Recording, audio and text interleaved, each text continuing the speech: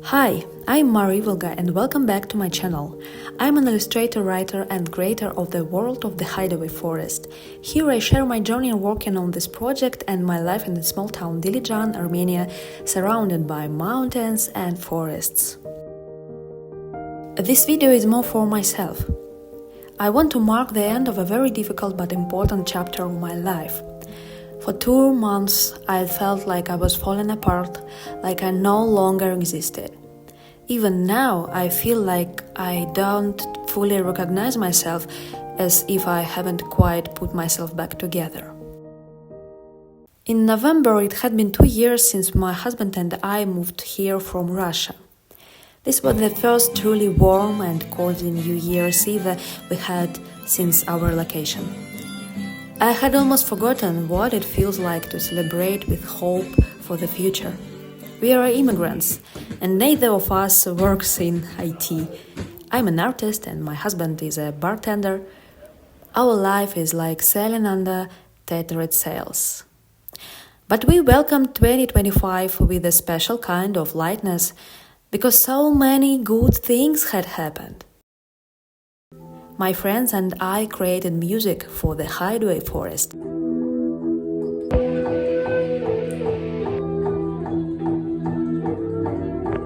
And my project really started to grow.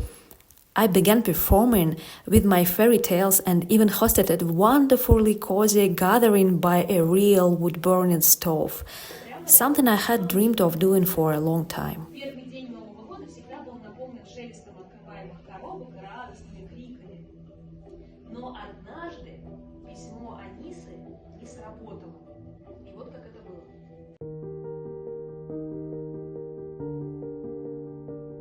But then January came and everything started to fall apart.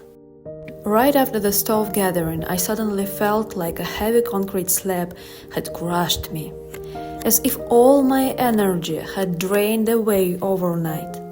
I couldn't keep up with my work, which made me drown in guilt and fall into a state of paralysis. And then around the same time, our cat, Sebastian, was hit by a car and died. We had taken him in from the streets a year and a half ago. We tried to turn him into a house cat and keep him from roaming outside, but he was too independent.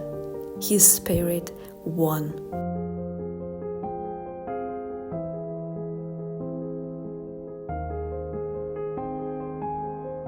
And just one day after that awful news, we were told we had to move out of our home, the one we had only recently settled into and hoped to stay in for at least a year. On top of all that, I had been dealing with constant pain in my arm due to a tendon injury, which had kept me from moving freely or doing yoga for months. Everything felt overwhelming. Financial problems hit hard because I couldn't return to work and we had a stressful move ahead. The house we were moving into used to be in an art commune. Last summer my husband Sebastian and I had lived there for a few months. It was an interesting but challenging time. Just imagine you live in a small room with very thin walls, and almost every day there are many unknown people around. Yes, there were a lot of very interesting meetings here, but it was too noisy and too hard to live there. We just had no personal space at all.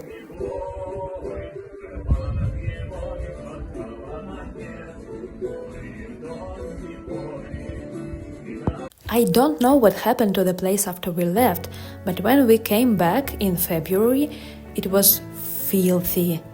The smell was awful. There were piles of dirty dishes and the carpets had to be taken outside because they were unusable.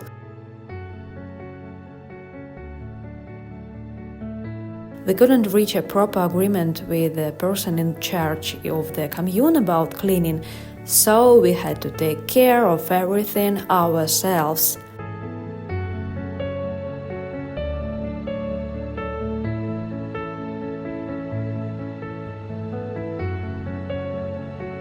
And when I saw the mess, I suddenly thought, this house looks exactly like me.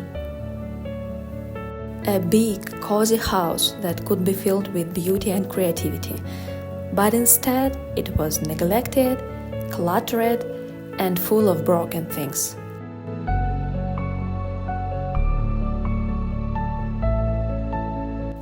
Dust and cobwebs covered the walls. A mouse lived behind the fridge, and the plumbing didn't work.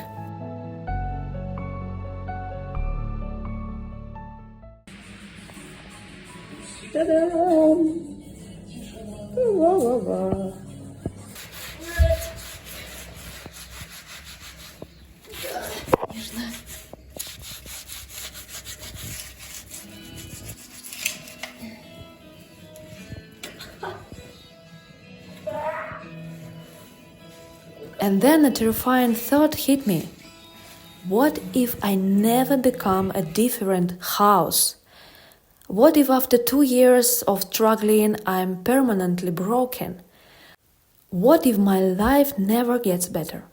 What if I never escape poverty or stop feeling paralyzed by fear of the future? What if this isn't just a dark phase but simply my reality now? If that's true, then I have only 2 choices. I can give in the despair and give up, or I can live my best life exactly where I am.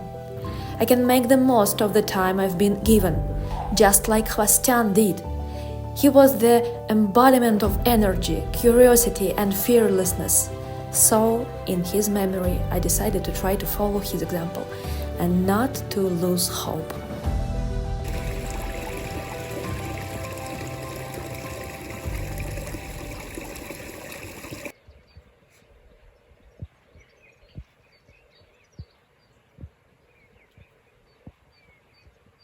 Every single day I have a choice.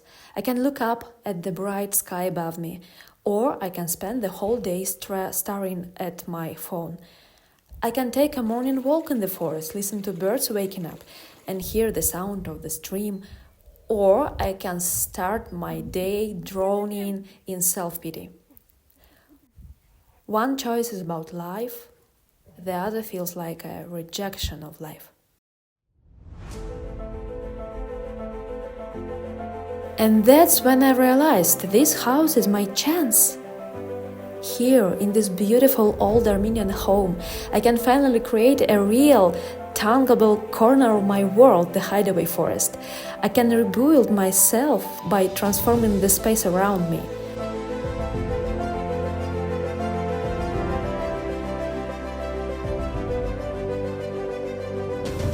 No more waiting. No more complaining about poverty, no more postponing life. I will live the way I want right here, right now. I will clean up my reality the same way I cleaned this kitchen. I will throw open the windows inside me and let in the fresh air of spring.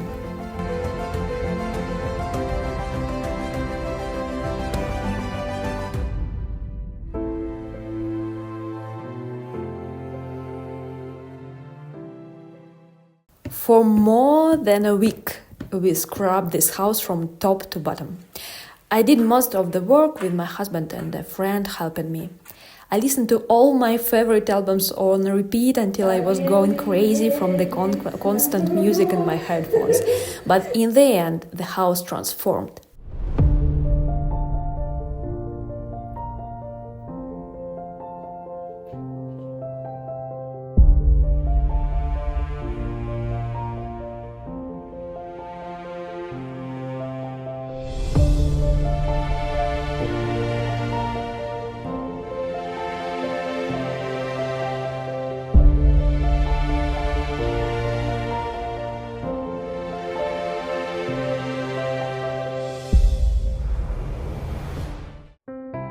And at the end of March, I'll be hosting my first home exhibition here, dedicated to the world of the hideaway forest.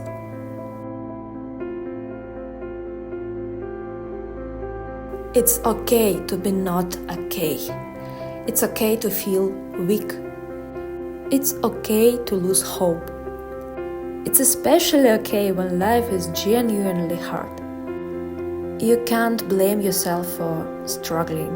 It's like blaming yourself for getting sick.